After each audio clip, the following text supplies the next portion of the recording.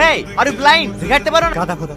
ও ক্লাসের first boy বলে আমাদেরকে এভাবে অপমান করবে? আচ্ছা জোসনা, আমি দেখতে খারাপ, ওই জন্যই কেউ আমাকে সহ্য করতে পারে না। ও কোনো মেয়েকে পাত্তা দেয় না। চল। আচ্ছা সালমা, এই কলেজের প্রত্যেকটা ছেলে মেয়েই প্রেম করে, কি প্রেম করতে ইচ্ছে করে না? কিন্তু আমি তো দেখতে খারাপ, কে আমাকে প্রেম করবে বল?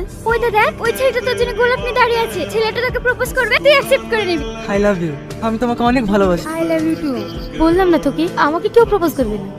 বিশ্বাস করো মাম্পি, আমি শুধু তোমাকেই ভালোবাসি। ওটা আমার ফ্রেন্ড। ক্ষমতা মিথ্যে কথা বলবো না। আজ থেকে তোমার সাথে আমার কোনো সম্পর্ক নাই। প্লিজ তুমি আমাকে ক্ষমা করে দাও। সর এখান থেকে। এটা কি হচ্ছে স্যার? পাশে এবার বিরক্ত করলে ক্লাস করা যায়? আপনি কিছু বলতে পারছেন না? আমি আবার কি বলবো? যার আগে একটা এমপি ছেলেকে কান ধরে উঠবোস করে নিয়েছে, সেই এমপি আমার বাড়ি গিয়ে সবার সামনে আমাকে কান ধরে উঠবোস করে নিয়েছে। সেদিকে আমি প্রতিজ্ঞা করেছি, যাই হোক না কেন আমি কাউকে কিছু বলবো না। তুই নিজেকে কি ভাবিস? তোর কপালে বয়ফ্রেন্ড চলছে না বলে প্রেম দেখে তোর হিংসা হচ্ছে? ওদের জন্য আমাদের ডিস্টার্ব হয়। ও তুমি একাই ব্রিলিয়ান্ট স্টুডেন্ট। আমার সমস্যা হয়েছে আমি জানি। এই গাইয়া, তোর কি সমস্যা রে? বেশি ভাব নিবি না, তাহলে কলেজ আসে বন্ধ করে দেবো। কলেজ কারোর বাপের না, তাই আমার আশা বন্ধ করবো। তুই আমার বাপ তুলে কথা বললি? এই শাকিল, মেয়েদেরকে হাত তুলবি না। এরা মানুষ নাকি? অন্যের ঝামেলা নিজের গায়ে জড়িয়ে নাই। তোর কাছে ওদের নামে দুর্নাম করা, এটা কাছে করুক না। এই চল ক্লাসে চল। গাধা কোথাকার।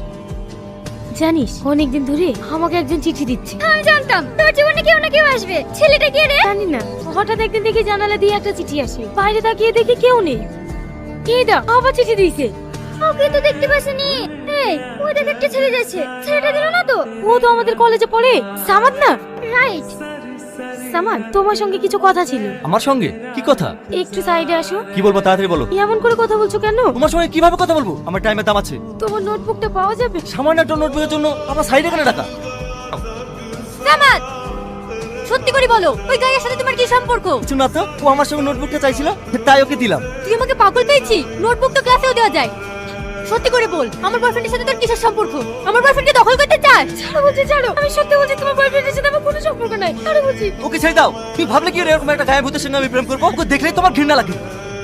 তুমি একটা বুদ্ধু। তোমাকে খারাপ বলে না দেখা ভালোবাসা। এখন আমি কি করবো তুই বল। তুই একটা কাজ কর, তুই কোনো জায়গায় দেখা করার লেগে একটা চিঠি লেখ।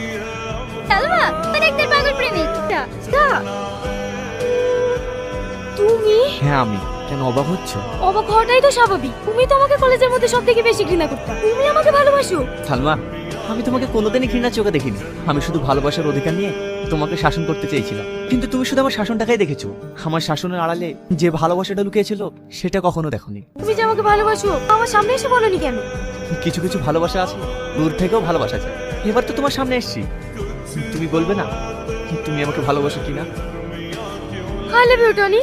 আমিও তোমাকে অনেক ভালোবাসি।